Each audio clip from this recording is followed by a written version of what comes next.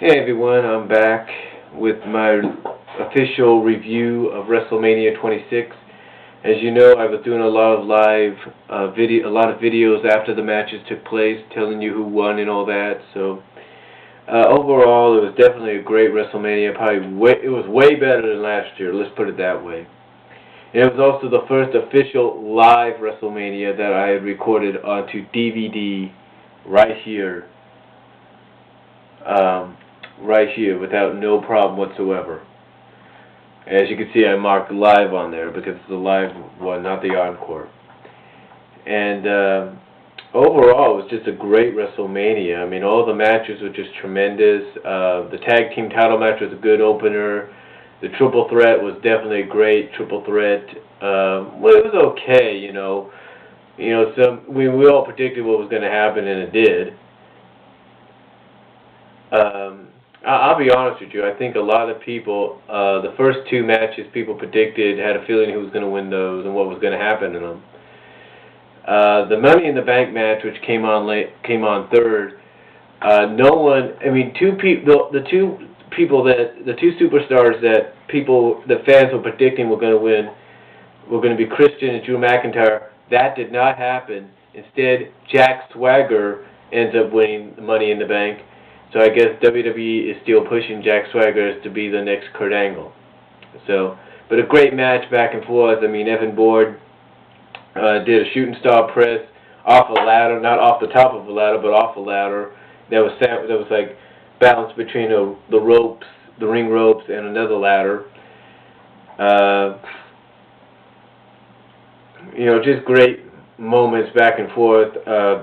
Kane demolished Dolph Ziggler during this match.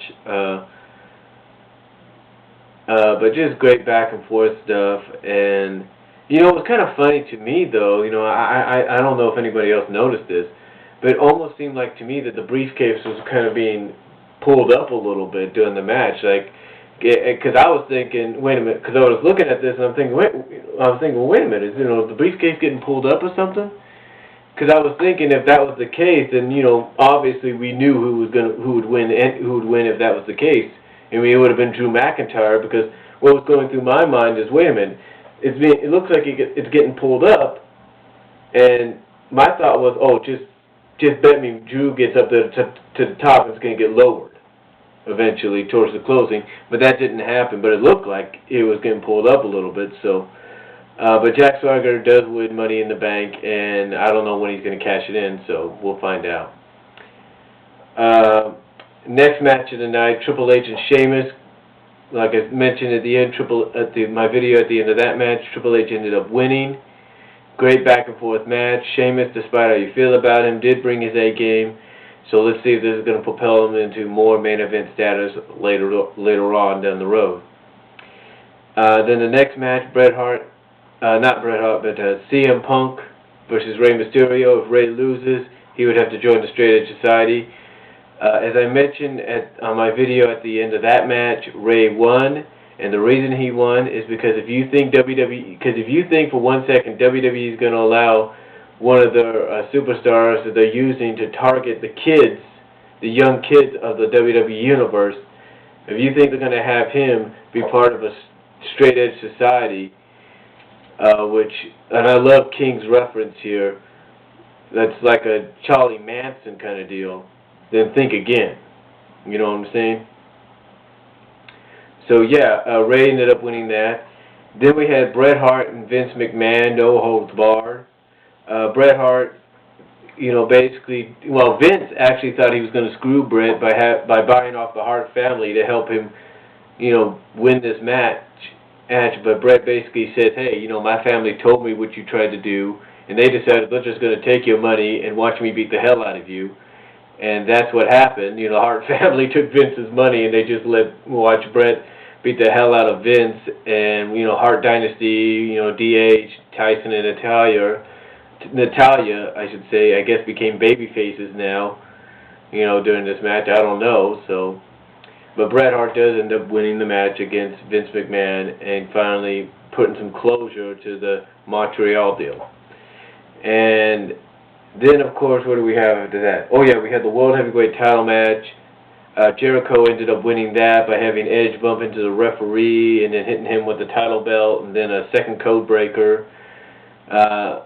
You can watch all my videos if you know in part 1 on the live look-ins and all that, or the live videos afterwards and all that. But yeah, you know, Chris Jericho beat Edge, but for vindication, Edge basically speared Jericho through a barricade by running across the announce tables. Then the next match was the 10 Diva tag match. The heel divas, the bad girl divas, if you will, won the match because the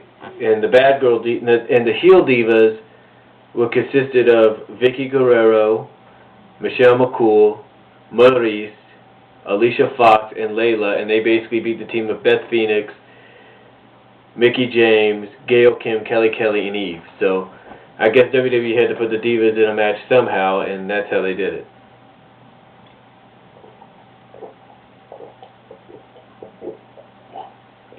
Excuse me.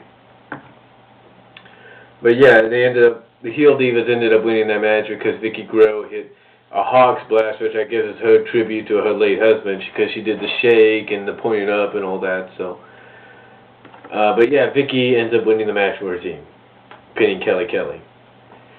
And then we had the WWE Championship match. Of course, as I mentioned, John Cena ends up winning this one, and I watched most of it, but for a little bit of it, I had to go outside in the front yard, on the front porch, or the front walkway, I should say, and help my mom pick up a dead bird, which I guess fell out of its nest or something like that. I don't know. So I missed some of it, but it's a good thing I recorded it because I was able to see what I missed, and I saw an attitude adjustment to it. Like John Cena just tossed Batista off like he was nothing, not like a regular attitude adjustment.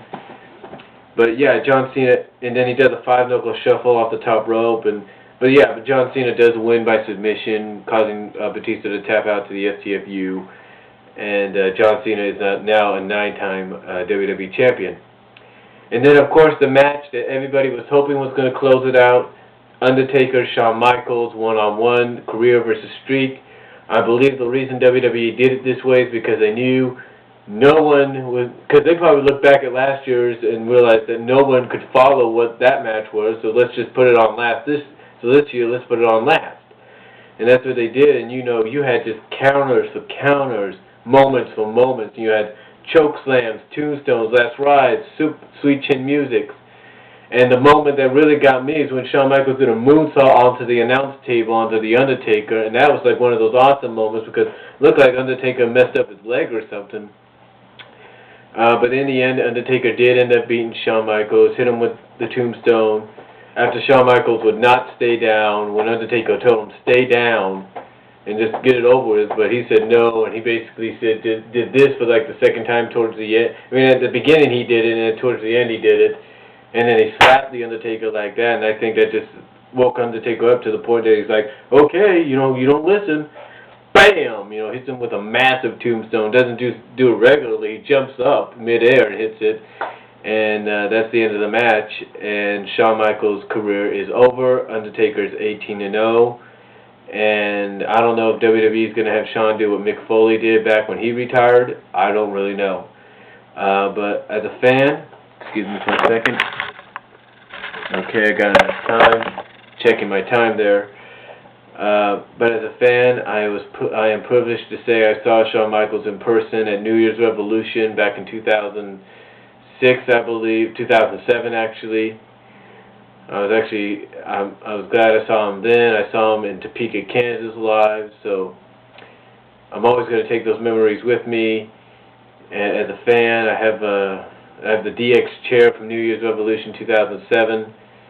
So with his picture on it, along with Hunter's, but I'm just going to take a lot of memories with me with Shawn Michaels being who he was, and that's all I can say. You know, he will truly be missed. And again, I don't know if WWE is going to do something similar to what they did with Mick Foley, have him come back and maybe wrestle here and there. But yeah, just a great match and a great career that Shawn had, and it was a great way to close out WrestleMania. And that's all I can say. Give me your comments and feedback. Thank you for watching, and I hope you enjoyed WrestleMania as much as I did.